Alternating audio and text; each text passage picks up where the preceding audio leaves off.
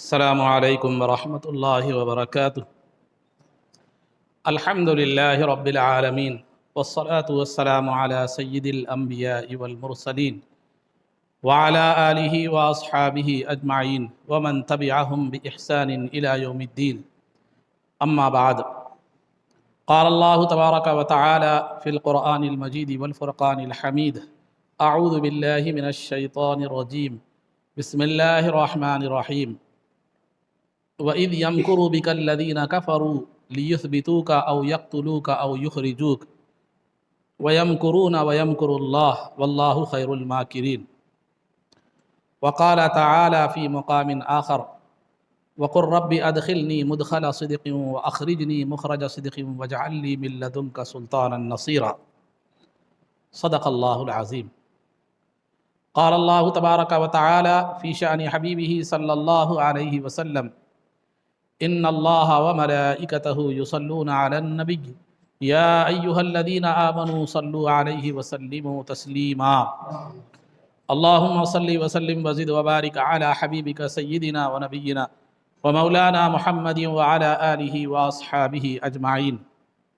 عزیزان محترم، اس سے قبل کے جمعہ میں آپ حضرات کے سامنے یہ بات بتلائی گئی تھی کہ نبوت کے 5ویں سال یعنی 5 نبوی میں مسلمانوں نے حبشہ کی جانب ہجرت کی، اور کفار مکہ وہاں سے بھی ان کو واپس لانے کی کوشش کیے، لیکن وہ نامراد ہوئے اور نامراد وہاں سے واپس آئے۔ پھر نبوت کے 6 سال یعنی 6 نبوی میں سیدنا امیر حمزہ اور سیدنا عمر فاروق رضی اللہ تعالیٰ عنہما اسلام لے آئے، تو کفار مکہ کو پہلے سے ہی حبشہ سے نامراد لوٹنے کا ایک غصہ اور غم تھا۔ پھر یہ 2 مقدس ہستیاں ایمان لائی تو ان کا غصہ اور غضب اور بڑھ گیا، تو انہوں نے نبوت کے 7ویں سال یعنی 7 نبوی میں جو ہے نا مسلمانوں سے اور سرکار دو عالم صلی اللہ علیہ وسلم کے خاندان کے غیر مسلموں سے بھی انہوں نے سماجی بائیکاٹ کیا، اور 3 سال تک سرکار مسلمانوں کے ساتھ اور اپنے خاندان کے غیر مسلموں کے ساتھ شعب ابی طالب نامی ایک گھاٹی میں جو ہے محصور ہو کر رہ گئے، محدود ہو کر رہ گئے۔ پھر نبوت کے 10ویں سال یہ حضرات باہر آئے، اور پھر 10ویں سال 11ویں سال نبوت کے سرکار دو عالم صلی اللہ علیہ وسلم نے طائف کا سفر کیا، وہاں لوگوں کو اسلام کی دعوت دی، لیکن انہوں نے جو سرکار کے ساتھ گستاخی اور بدسلوکی کی، اس نے سابقہ زخموں پر نمک چھڑکنے کا کام کیا۔ اس کے بعد یہ نبوت کا 11واں سال تھا۔ نبوت کے جو ہے نا 12ویں سال یعنی یہ 11واں سال تھا، تو یہ طائف سے واپسی کے بعد جب وہاں سرکار نے تقریباً 1 ماہ قیام فرمایا طائف میں، اس کے بعد تشریف لائے، تو اس کے بعد حج کا موسم آیا۔ حج کے ایام جو ہے نا شوال سے شروع ہوتے ہیں اور ذوالحجہ کی 10 تاریخ تک حج کے ایام ہوتے ہیں۔ تو حج کا موسم آیا، تو حج کے موسم میں چونکہ کعبۃ اللہ کو حج کرنے کے لیے مختلف مقامات سے لوگ آتے تھے، تو اس وقت مدینہ منورہ کے بھی کچھ لوگ جو ہے نا حج کے لیے آئے۔ مدینہ منورہ میں 2 قبیلے تھے، ایک اوس اور ایک خزرج۔ تو جو ہے اوس اور خزرج یہ 2 قبیلے مدینہ منورہ میں تھے، یہ مشرک قبیلے تھے، بت پرست تھے، اور 2 قبیلے یہودیوں کے تھے، بنو قریظہ اور بنو نذیر۔ تو یہ یہودیوں اور مشرکوں کے درمیان ہمیشہ جنگ چلتی تھی۔ تو یہودی چونکہ کم تھے، خلت میں اقلیتوں میں تھے، مائنارٹیز میں تھے، اور یہ میجارٹی میں تھے، یہ بت پرست 2 قبیلے اوس اور خزرج۔ تو یہودی ہمیشہ یہ دھمکی دیا کرتے تھے، ذرا ٹھہرو، عنقریب نبی آخر الزماں آنے والے ہیں، ہم ان سے مل کر تمہارا صفایا کر دیں گے۔ تو اس طرح یہ مشرک قبیلے اگرچہ کہ مشرک تھے، لیکن اہل کتاب کی صحبت کی وجہ سے، یہودی اہل کتاب تھے، علم رکھنے والے تھے، کتاب جاننے والے تھے، ان کی وجہ سے سرکار کی اطلاع ان کی کو تھی، سرکار کے بارے میں معلومات بھی انہیں تھے۔ جب نبوت کے 11ویں سال 11 نبوی میں حج کا موقع آیا، تو مدینے کے جو ہے نا کچھ مشرک یہاں پر آئے حج کے لیے، تو سرکار دو عالم صلی اللہ علیہ وسلم نے ان کے سامنے جو ہے دین اسلام کو پیش کیا، اللہ کی وحدانیت، اپنی رسالت کو پیش کیا اور دین اسلام کی مدد کرنے کی انہیں تلقین فرمائی۔ تو وہ لوگ سرکار کے بارے میں پہلے یہودیوں سے سن چکے تھے، تو ان لوگوں نے سرکار کی بات جب سنی تو آپس میں کہا کہ یہ وہی نبی ہیں جن کا حوالہ دے کر یہودی ہمیں دھمکایا کرتے ہیں، چلو ان سے پہلے کیا کریں گے، ہم ان پر ایمان لے آتے ہیں۔ چنانچہ اس وقت 6 بڑے بڑے سردار، بڑے بڑے لوگ جو ہے نا ایمان لے آئے، 6 لوگ ایمان لے آئے، جن میں قابل ذکر شخصیت ہے اسعد بن زرارہ رضی اللہ تعالیٰ عنہ۔ تو بہرحال اس کے بعد وہ حج کے بعد چلے گئے، وہ لوگ چلے جانے کے بعد ہوا یہ کہ جو ہے نا دوسرا سال جب آیا، دوسرا یعنی نبوت کا 12واں سال، 12 نبوی میں جب حج کا موقع آیا تو 12 نبوی میں حج کے موقع پر جو ہے نا 12 لوگ مدینہ منورہ سے آئے، 12 لوگ مدینہ منورہ سے آئے، جن میں پہلے جو سال 6 لوگ ایمان لائے تھے ان میں سے 5 لوگ تھے اور 7 لوگ نئے مسلمان ہو کر آئے تھے۔ تو پہلے والے جو 6 لوگ تھے مسلمان ہو کر گئے تھے، انہوں نے مدینے میں سرکار کے تعلق سے سرکار کا تعارف اتنا عام کر دیا کہ مدینے کے گھر گھر میں سرکار کی تشریف آوری سے پہلے وہاں سرکار کا تعارف ہو چکا تھا۔ تو دوسرے سال 12 لوگ آئے، جن میں سے پہلے سال والے 5 لوگ، نئے 7 تھے، تو 12 لوگ جو ہے نا مسلمان ہوئے اور ہو کر آئے، اور انہوں نے مینا کی ایک گھاٹی کے پاس رات کے وقت میں نبی پاک صلی اللہ علیہ وسلم کے ہاتھ پر یہ بیعت اور عہد کیا کہ وہ شرک نہیں کریں گے، زنا نہیں کریں گے، چوری نہیں کریں گے، یعنی توحید اور عمل صالح کی انہوں نے کیا کی، بیعت کی۔ اس بیعت کو کہتے ہیں بیعت عقبہ اولی۔ عقبہ تو گھاٹی کی پہلی بیعت، بیعت عقبہ اولی، یہ جو 12 نبوی میں ہوئی، تو 12 لوگ تھے وہ۔ اس کے بعد ان کے ساتھ تعلیم و تربیت کے لیے اس وقت سرکار دو عالم صلی اللہ علیہ وسلم نے 2 صحابہ اکرام کو بھیجا، ایک عبداللہ ابن ام مکتوم رضی اللہ تعالیٰ عنہ جو نابینا تھے، اور ایک مصعب بن عمیر رضی اللہ تعالیٰ عنہ۔ یہ دونوں کو سرکار دو عالم صلی اللہ علیہ وسلم نے بطور مبلغ یا معلم بنا کر کیا کیا، ان کو بھیجا، اور یہ حضرات جا کر وہاں اسعد بن زرارہ رضی اللہ تعالیٰ عنہ کے جو ہے گھر میں انہوں نے قیام کیا۔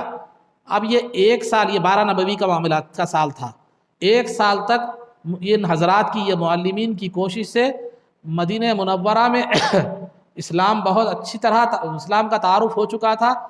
تقریباً پھر جو 13 نبوی میں، نبوت کے 13ویں سال جب حج کا موسم آیا تو مدینہ منورہ سے 75 لوگ مسلمان ہو کر آئے، جن میں 73 مرد تھے اور جو ہے نا 2 عورتیں تھیں۔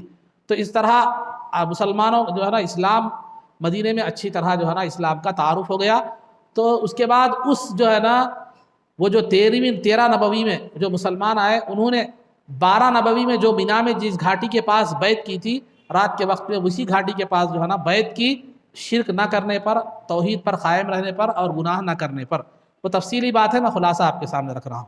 اس کو کہتے ہیں بیعت عقبہ ثانیہ، بیعت عقبہ ثانیہ یعنی گھاٹی کی دوسری بیعت۔ تو پہلی کب ہوئی تھی؟ 12 نبوی میں ہوئی تھی، 13 نبوی میں دوسری۔ تو سرکار دو عالم اس بیعت میں جب یہ وقت مسلمان جو آئے تھے، 75 لوگ مسلمان بن کر آئے تھے، ان میں وہ مصعب بن عمیر رضی اللہ تعالیٰ عنہ وغیرہ بھی تھے۔ تو وہ جو ہے نا اس دوران جب وہ آئے تھے تو سرکار دو عالم صلی اللہ علیہ وسلم سے جب انہوں نے بیعت کی، اس وقت سرکار دو عالم صلی اللہ علیہ وسلم کے ساتھ آپ کے چچا عباس رضی اللہ تعالیٰ عنہ بھی موجود تھے۔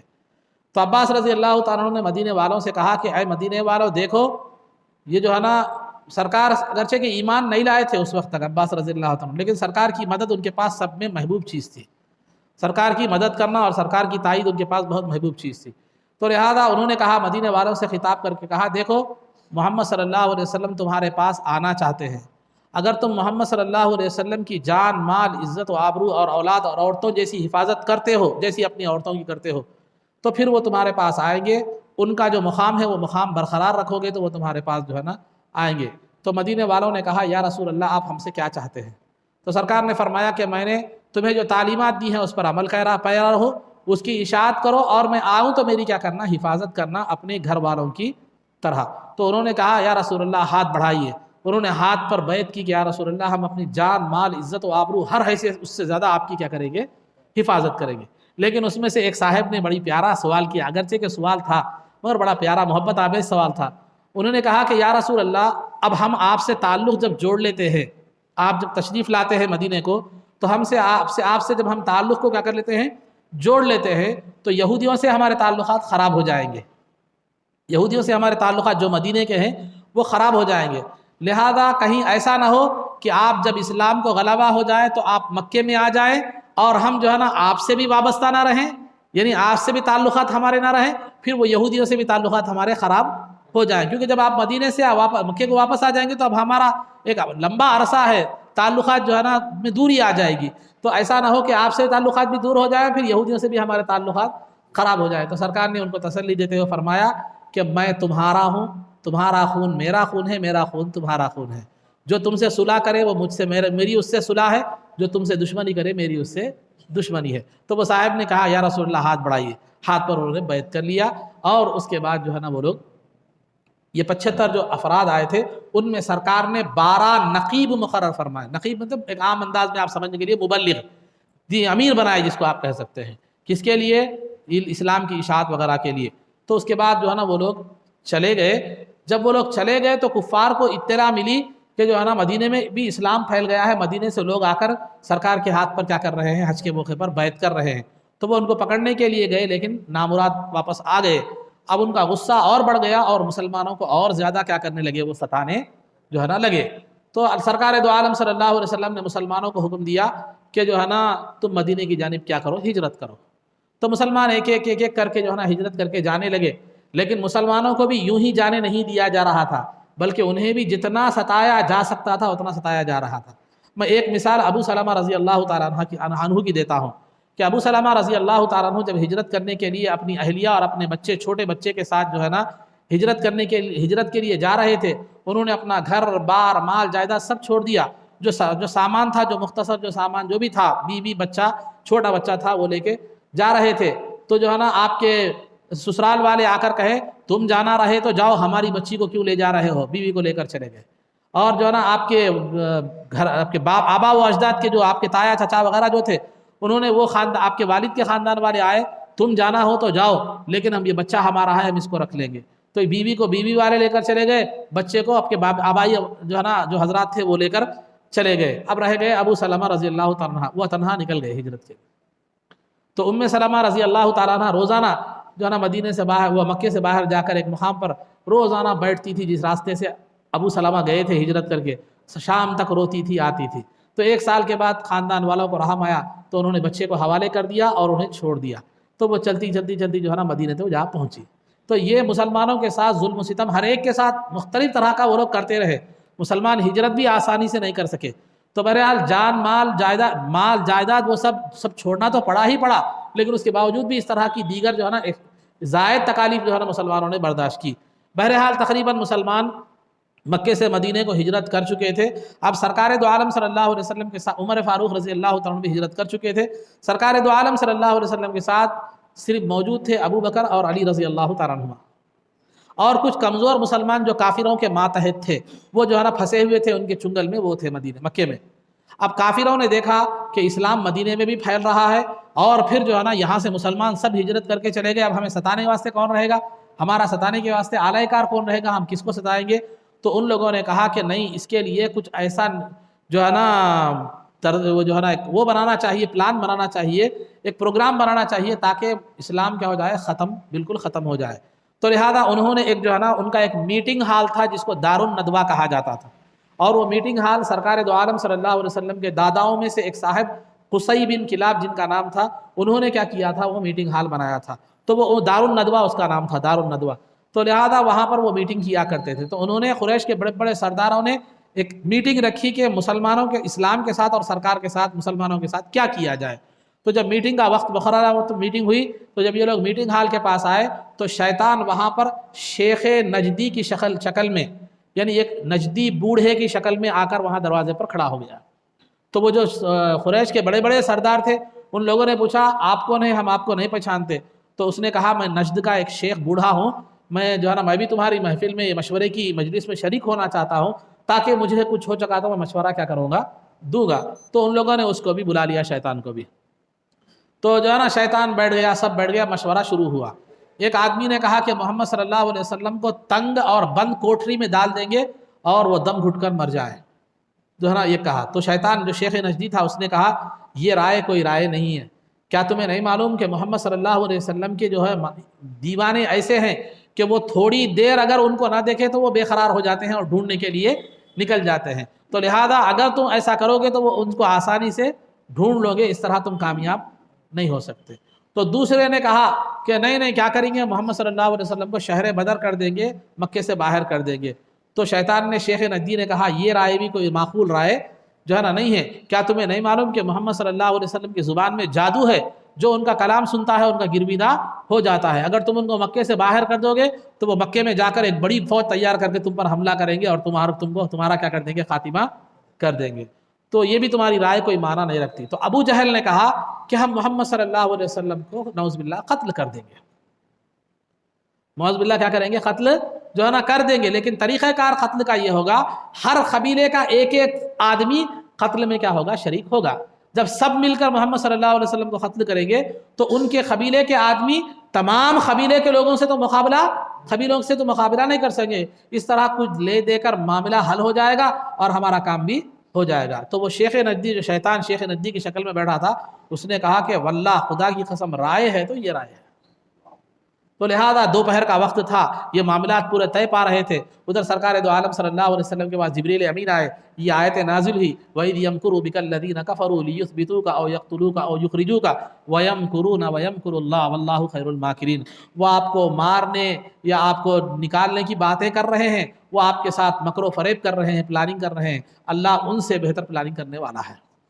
اور سرکار کو یہ دعا کرنے کا حکم دیا گیا وَقُلْ رَبِّ أَدْخِلْنِي مُدْخَلَ صِدْقٍ وَأَخْرِجْنِي مُخْرَجَ صِدْقٍ وَاجْعَلْ لِي مِن لَّدُنكَ سُلْطَانًا نَصِيرًا، یہ دعا کرنے کا حکم دیا گیا کہ اے اللہ میں تیرے ایک پاک گھر سے، مبارک گھر سے نکل رہا ہوں، مجھے ایک بہترین مقام میں جو ہے نا جگہ عطا فرما اور اپنی تائید مجھ پر جو ہے نا فرما، میرے ساتھ جاری و ساری فرما۔ یہ اس کا خلاصہ میں نے آپ کے سامنے ذکر کیا آیت کا۔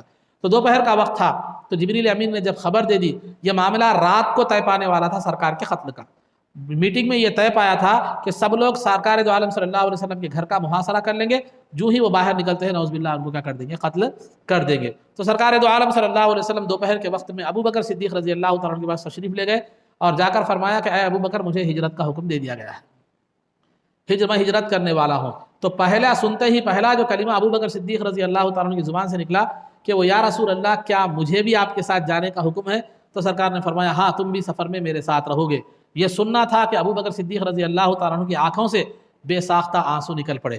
بی بی عائشہ فرماتی ہیں کہ میں نے خوشی کے موقع پر آنسو بہاتے ہوئے کسی کو نہیں دیکھا، مجھے اب معلوم ہوا کہ خوشی کے بھی کیا ہوتے ہیں، آنسو جو ہے نا ہوا کرتے ہیں۔ تو بہرحال آنسو خوشی کے بھی ہوتے ہیں، غم کے بھی ہوتے ہیں، غم کے آنسوؤں میں گرمی ہوتی ہے، خوشی کی آنکھوں میں ٹھنڈک ہوتی ہے۔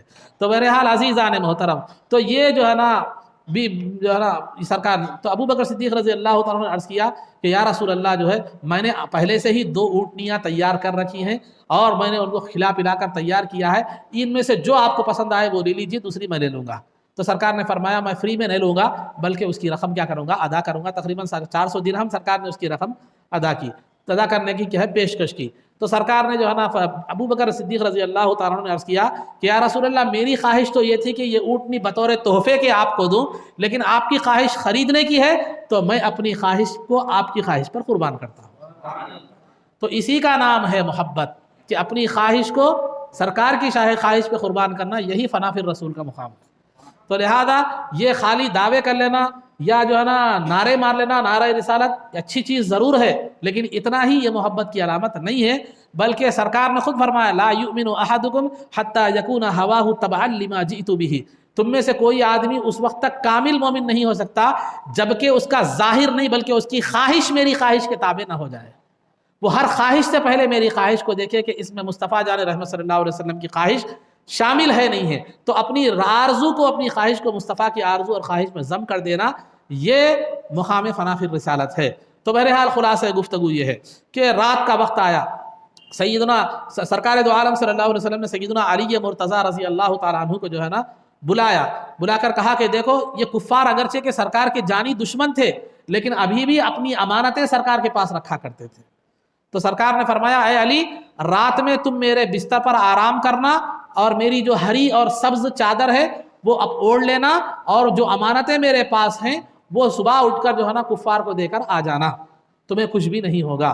تو علی رضی اللہ تعالیٰ عنہ فرماتے ہیں اس رات مجھے جتنی سکون سے نیند آئی کبھی نہیں آئی، کیونکہ ہر رات مجھے موت کا خوف رہتا تھا، لیکن مصطفیٰ جان رحمت نے صبح تک زندگی کی ضمانت دے دی تھی، تو لہذا مجھے سکون سے نیند آئی، کیونکہ مجھے معلوم تھا کہ صبح تک میں مرنے والا جو ہے نا نہیں ہوں۔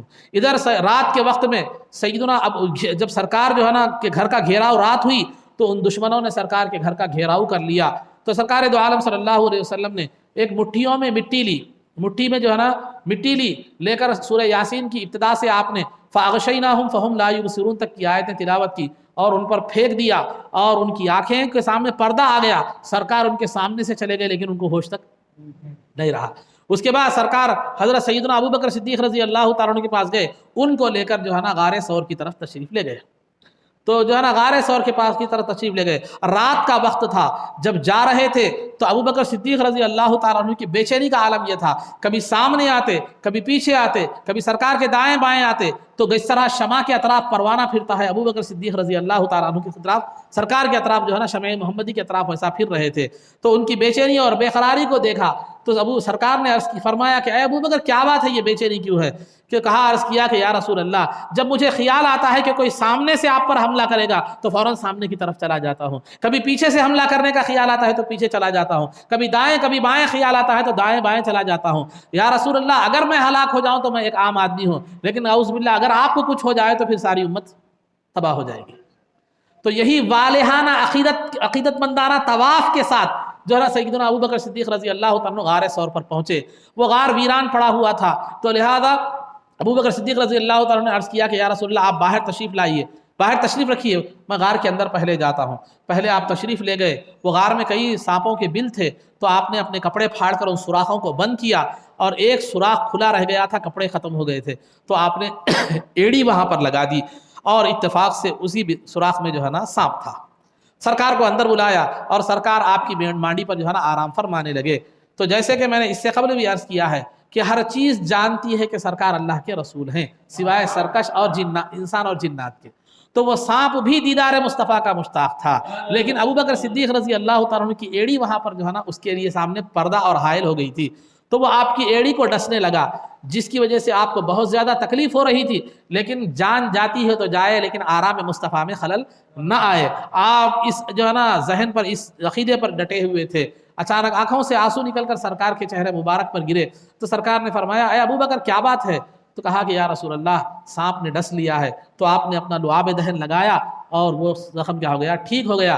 جب صبح ہوئی تو سرکار نے دیکھا کہ جو ہے نا پورا ابوبکر کے جسم پر کپڑے ہی نہیں ہیں، تو کہا اے ابوبکر تمہارے کپڑے کہاں ہیں؟ تو یا رسول اللہ میں نے ان سوراخوں کو بند کرنے کے لیے اپنے کپڑے پھاڑ کر لگا دیے ہیں۔ تو سرکار نے دعا فرمائی اے اللہ ابوبکر کو جنت میں میرا ساتھی بنا۔ اسی وجہ سے کہا جاتا ہے رفیقی فی الجنہ رفیقی فی الغار، تو غار میں بھی ساتھی تھے، جنت میں بھی انشاءاللہ ساتھ رہیں گے۔ جب صبح ہوئی تو ادھر کفار نے دیکھا کہ سرکار چلے گئے ہیں، بستر پر علی رضی اللہ تعالیٰ عنہ موجود ہیں، تو پوچھا کہ کہاں گئے ہیں سرکار؟ نہیں معلوم، تو لہذا وہ امانتیں علی رضی اللہ تعالیٰ عنہ نے دے دی۔ اب سرکار کو ڈھونڈنے کے لیے نکل پڑے، غار ہرا تک بھی وہ آ گئے تھے، لیکن وہاں جو ہے نا مکڑیوں نے جالا بون ڈالا تھا اور جنگلی کبوتری نے انڈے دے دیے تھے، تو وہ لوگ سمجھے کہ جہاں انسان ہوتا ہے یہاں یہ جنگلی کبوتریاں نہیں ہوتی، تو لہذا یہاں کوئی بھی نہیں آیا، یہ سمجھ کر جو ہے وہ چلے گئے۔ وہ جب غار تک پہنچے تو وہ غار میں دیکھنے کے لیے کچھ جھکنا پڑتا تھا، تو ابوبکر صدیق رضی اللہ عنہ نے عرض کیا کہ یا رسول اللہ اگر یہ ذرا سا جھک جائے تو ہم نظر آ جائیں گے، تو سرکار نے فرمایا لا تحزن ان اللہ معنا، مت ڈرو اللہ ہمارے ساتھ ہے۔ جملہ 3 دن سرکار غار ہرا میں رہے، اور جب غار کی طرف جانے لگے سرکار ہجرت کر کے، تو ابوبکر صدیق رضی اللہ تعالیٰ عنہ کی ایک صاحبزادی تھی اسماء رضی اللہ تعالیٰ عنہ، انہوں نے توشہ تیار کیا سرکار دو عالم صلی اللہ علیہ وسلم کے لیے، اور توشہ وہ تو آج کل کے ساتھ ٹفن وغیرہ نہیں تھا، تو وہ توشے کو باندھنے کے لیے رسی نہیں تھی، تو انہوں نے جو ہے نا اپنا کمر بند جو تھا اس کو پھاڑ کر دو چندیوں کی شکل میں پھاڑ کر باندھ دیا، تو تاریخ اسلام میں ان کا نام ذو النطاقین رکھ دیا گیا ہے، 2 بندھن والی یا 2 جو ہے نا کپڑے کی چندیوں والی خاتون، یعنی سرکار کی ہجرت کے لیے انہوں نے ٹفن باندھا تھا، محبت میں پھاڑ کر جو ہے نا کپڑے کو باندھ دیا تھا، تو تاریخ اسلام میں ذو النطاقین کے نام سے جو ہے نا، تو سرکار کی ذات سے اور عظمت سے اور کمال سے جو بھی چیز وابستہ ہو جاتی ہے تو اللہ اسے ابدی زندگی عطا فرما دیتا ہے۔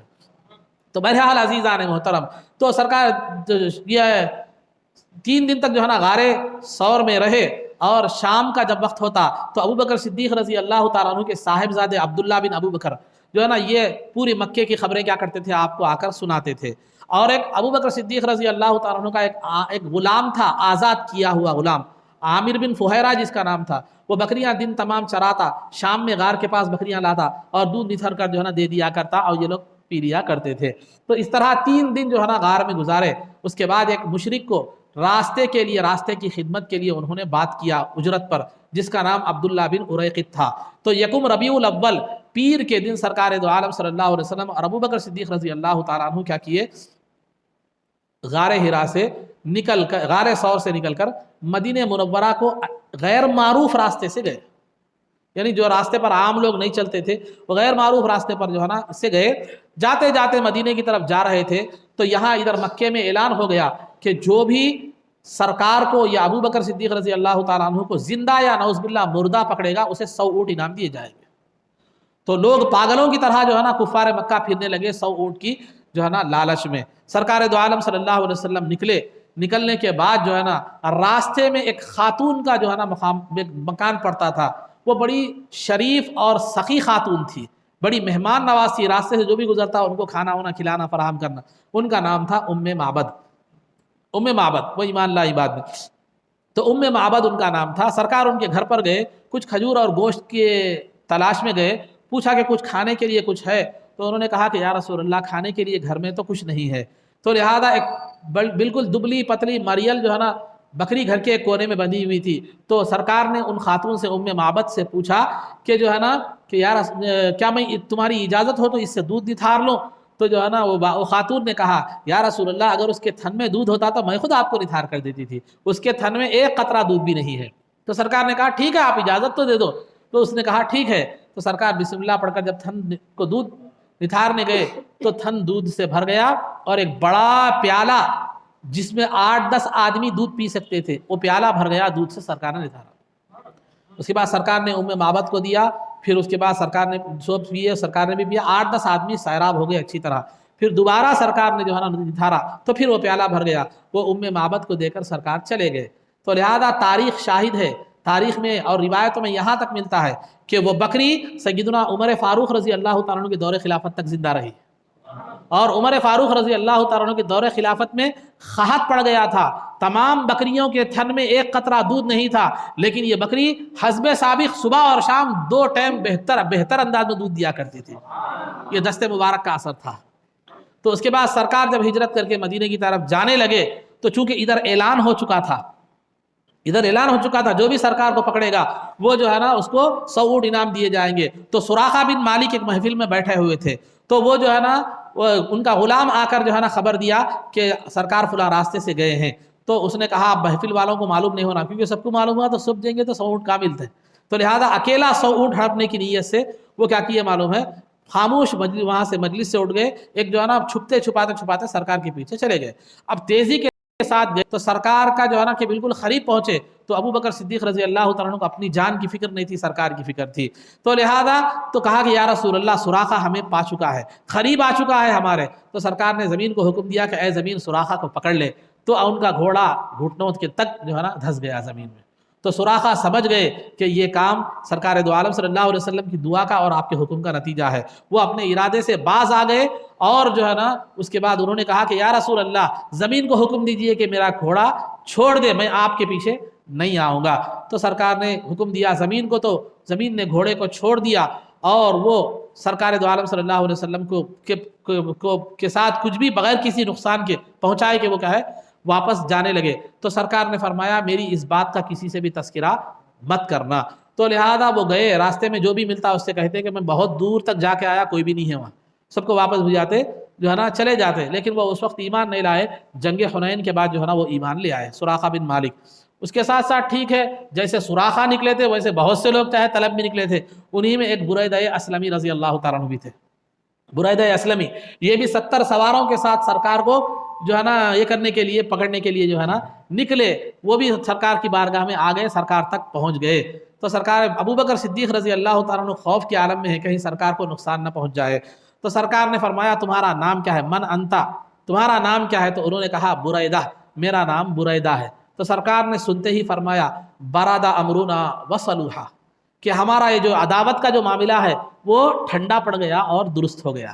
یہ کہنا تھا، ادھر دل کی دنیا میں انقلاب جو ہے نا پیدا ہو گیا، وہ عداوت اور دشمنی کی آگ جو بریدہ اسلمی کے دل میں لگ رہی تھی وہ کیا ہے معلوم ہے بجھ گئی۔ پھر سرکار نے پوچھا کون سے قبیلے سے ہو، تو انہوں نے کہا من اسلم، تو سرکار نے سن کر فرمایا سلمنا، کہ ہم نے بریدہ کے شر سے ہم محفوظ ہو گئے۔ تو اس کے بعد وہ ایمان لے آئے، سرکار کے ساتھ ہجرت کے سفر میں شریک ہوئے۔ جب مکے میں داخل ہوئے تو انہوں نے عرض کیا کہ یا رسول اللہ، اگر ہم مکے میں داخل ہو تو ہمارے ساتھ ایک جھنڈا ہو تو بہتر ہوگا۔ تو لہذا سرکار نے اس وقت اپنا امامہ مبارک اتار کر دیا جو سفید تھا، اور انہوں نے جو ہے نا امامہ کو امامہ نیزے کو باندھ کر جو ہے نا ایک جھنڈے کی شکل بنائی، اور اس شان کے ساتھ لشکر مصطفیٰ مدینہ منورہ میں داخل ہوا۔ تو عزیزان محترم، تو یہ سرکار دو عالم صلی اللہ علیہ وسلم ہجرت کے لیے جو ہے نا نکل چکے تھے۔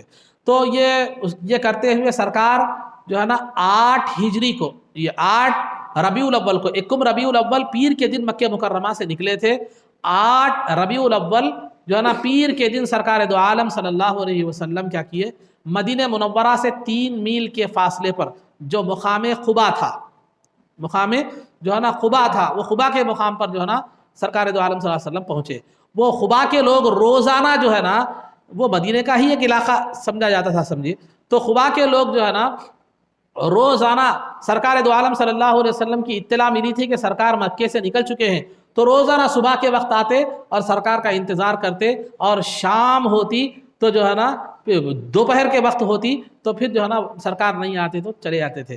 تو روز کے معمول کے مطابق آج بھی وہ آئے تھے اور واپس جا رہے تھے، تو ایک یہودی نے ٹیلے پر چڑھ کر دیکھا تو سرکار کا قافلہ آ رہا ہے، تو اس نے کہا چیخ کر پکار کر کہ یا بنی قیلۃ جاء جدکم، کہ اے انصار مدینہ تمہاری بزرگی کا سامان آ چکا ہے۔ تو انصار کی خوشی اور جوش کی انتہا نہیں تھی، انہوں نے سرکار کی نعرہ تکبیر بلند کیا تو قباء کی گلیاں نعرہ تکبیر سے گونج اٹھی۔ سرکار دو عالم صلی اللہ علیہ وسلم ادھر قباء کو پہنچے، ادھر سیدنا علی مرتضیٰ رضی اللہ تعالیٰ عنہ وہاں امانتیں واپس کر کے جو ہے نا قباء میں آ گئے، اور سرکار نے وہاں ایک مسجد کی تعمیر فرمائی جس کو مسجد قباء کہا جاتا ہے۔ سنگ بنیاد سرکار نے رکھا، پھر ابو بکر پھر عمر رضی اللہ تعالیٰ عنہ نے رکھا۔ اس طرح وہ مسجد جو ہے نا تعمیر ہوئی، اور ہر ایک خود سرکار بھی اس مسجد کو بنانے میں پتھر اٹھا کر جو ہے نا لاتے تھے۔ سرکار وہاں پر تقریباً بعض روایتوں کے مطابق 3 دن، بعض روایتوں کے مطابق 14 دن آپ نے وہاں پر جو ہے نا قیام فرمایا۔ اس کے بعد وہاں سے مدینہ منورہ جو وہاں سے تقریباً 3 میل 5-6 کلومیٹر کے فاصلے پر تھا، وہاں تشریف لے گئے۔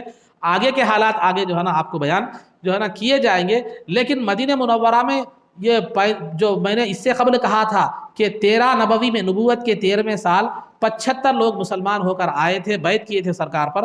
مدینے میں تقریباً جو ہے نا اسلام اچھا خاصا پھیل چکا تھا، لیکن جو ہے نا بعض جو بوڑھے لوگ تھے جو ہے نا جو بات کو جلد سمجھ نہیں سکتے، تو بعض بوڑھے لوگ تھے، تو وہ بوڑھے لوگ ابھی بھی کفر و بت پرستی پر جو ہے نا باقی تھے۔ میں ایک واقعہ سنا رہا ہوں، بڑا دلچسپ واقعہ ہے، اس لیے بتا رہا ہوں کہ وہ 75 لوگوں میں ایک جو ہے نا معاذ رضی اللہ تعالیٰ عنہ بھی تھے جو مسلمان ہو کر سرکار کے ہاتھ پر بیعت کیے تھے۔ ان کے والد ابھی بت پرستی پر جمے ہوئے تھے، جن کا نام تھا عمرو بن جموح، معاذ بن عمرو بن جموح۔ معاذ تو مسلمان ہو گئے تھے، وہ جو ہے نا بیعت عقبہ ثانیہ میں یعنی 13 نبوی میں وہ جو ہے نا سرکار کے ہاتھ پر بیعت کر کے آئے تھے، لیکن ان کے والد ابھی جو ہے نا عمرو بن جموح ابھی جو ہے نا مسلمان نہیں ہوئے تھے۔ ان کا ایک ایمان کا ایک مزیدار واقعہ ہے۔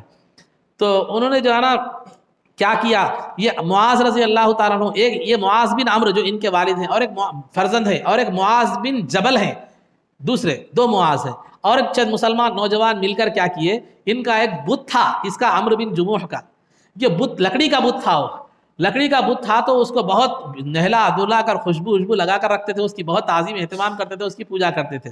تو یہ نوجوان بچے جو مسلمان ہو کے آئے تھے، انہوں نے کیا کیا، ایک رات کیا کر دیا، بت کو نکال لیا، نکال کر ایک جھانپ جس کو کہتے ہیں ٹوکری کے نیچے اوندھا رکھ دیا۔ صبح جب ہوئی تو عمرو بن جموح اپنے بت کو نہیں دیکھ کر پریشان ہوئے، ڈھونڈنے لگے کہ میرا بت کہاں گیا کہاں گیا کہاں گیا، ڈھونڈنے لگے تو دیکھا تو ٹوکری کے نیچے رکھا ہوا تھا۔ پھر لائے، پھر اس کو دھلائے نلائے، اس کو پھر اس کو خوشبو لگا کے پھر اپنے مقام پر رکھے۔ پھر اسی طرح دوسری رات میں انہوں نے کیا کیا کہ وہ بت کو پھر نکال کر لے آ کے کیچڑ کے گڑھے میں ڈال دیا۔ کون؟ ان کے فرزند وغیرہ نے۔ پھر دیکھے تو پھر جو ہے وہاں پر کچڑ میں پڑا ہوا تھا، لائے دھو کے کیا کرے معلوم ہے رکھے، پھر وہاں پر اس کو خوشبو لگا کر جو ہے نا رکھا، رکھ کر کیا ایسی کئی مرتبہ ہو رہا تھا، تو انہوں نے کہا کہ دیکھ تیرے ساتھ یہ معاملہ کون کر رہے ہیں مجھے نہیں معلوم، اگر تو اپنی حفاظت کر سکتا ہے تو کر لے، یہ کہہ کر اس کے سامنے تلوار رکھ کے چلے گئے، سو گئے رات میں، تلوار رکھ کے سو گئے، تو اپنی حفاظت خود کر لے، تیرے ساتھ یہ کون کر رہے مجھے نہیں معلوم۔ تو وہ مسلم نوجوان جو تھے انہوں نے کیا کیا، اس بت کو پھر نکال کر اس کو ایک مرے ہوئے کتے کو دونوں کو ملا کر کیا کر دیا، ایک کنویں میں لٹکا دیا۔ تو پھر جو ہے نا عمرو بن جموح وہ بت کو ڈھونڈتے ہوئے صبح صبح آئے، جب جو ہے نا دیکھا تو کنویں میں مرے ہوئے کتے کے ساتھ جو ہے نا وہ بت کیا ہے لٹکا ہوا ہے، تو اللہ تعالیٰ نے سینے کو کھول دیا اور فرمایا کہ تو اسی لائق ہے، تیرا مقام یہی ہے، یہ کہہ کر کلمہ پڑھ کر مسلمان ہو گئے۔ تو بہرحال عزیزان محترم، یہ عمرو بن جموح کا جو ہے نا یہ واقعہ تھا، جو معاذ رضی اللہ تعالیٰ عنہ کے جو ہے نا والد گرامی تھے۔ تو بہرحال خلاصہ گفتگو یہ ہے کہ سرکار قباء میں تشریف لائے، آپ نے مسجد کی تعمیر فرمائی، اور سرکار نے اللہ رب العزت نے اس مسجد کی اور وہاں کے لوگوں کی تعریف کرتے ہوئے میں اللہ نے آیت نازل فرمائی، لَمَسْجِدٌ أُسِّسَ عَلَى التَّقْوَى مِنْ أَوَّلِ يَوْمٍ أَحَقُّ أَن تَقُومَ فِيهِ رِجَالٌ يُحِبُّونَ أَن يَتَطَهَّرُوا وَاللَّهُ يُحِبُّ الْمُطَّهِّرِينَ، کہ جو ہے نا یہ وہ مسجد ایسی ہے جس کی بنیاد تقوی پر رکھی گئی ہے، اور آپ اس میں قیام فرمائیے، وہ مسجد آپ کے قیام کی زیادہ حقدار ہے۔ وہاں کچھ لوگ ایسے ہیں جو پاکیزگی میں بہت زیادہ پاکیزگی کا اہتمام کرتے ہیں، اور اللہ رب العزت پاکیزگی اختیار کرنے والوں کو پسند فرماتا ہے۔ تو اہل قباء کی تعریف میں اللہ نے مسجد قباء کی فضیلت میں اور اہل قباء کی تعریف میں اللہ رب العزت نے جو ہے نا قرآن کریم کی آیت نازل فرمائی۔ انشاءاللہ دیگر واقعات اور آگے جو حالات ہیں وہ آگے بیان کیے جائیں گے۔ اللہ رب العزت سے دعا ہے کہ پروردگار عالم اس بیان میں کچھ کوتاہی اگر رہ گئی ہو، نامناسب الفاظ اگر استعمال آ گئے ہو مولا، تو اپنے فضل و کرم سے سرکار کی رحمت واسعہ کے طفیل میں جو ہے نا میری مغفرت فرما۔ اے اللہ ہماری اس سیرت مبارکہ کے سننے اور سنانے کو قبول فرما۔ اے اللہ سرکار کی سیرت پر چلنے کی توفیق عطا فرما، عزت و عافیت کی زندگی دے، ایمان پر ہمارا خاتمہ فرما، قبر میں دیدار مصطفیٰ سے بہرور فرما، سرکار دو عالم صلی اللہ علیہ وسلم کے قدموں میں ہمارا حشر فرما، آپ کی شفاعت عظمیٰ سے ہم کو بہرور فرما، آپ کے دست مبارک سے جام کوثر پینا نصیب فرما، جنت میں آپ کی غلامی معیت اور رفاقت نصیب فرما۔ صلی اللہ تعالی وسلم علی خیر خلقہ سیدنا محمد و آلہ و صحبہ اجمعین برحمتک یا ارحم الراحمین والحمد للہ رب العالمین۔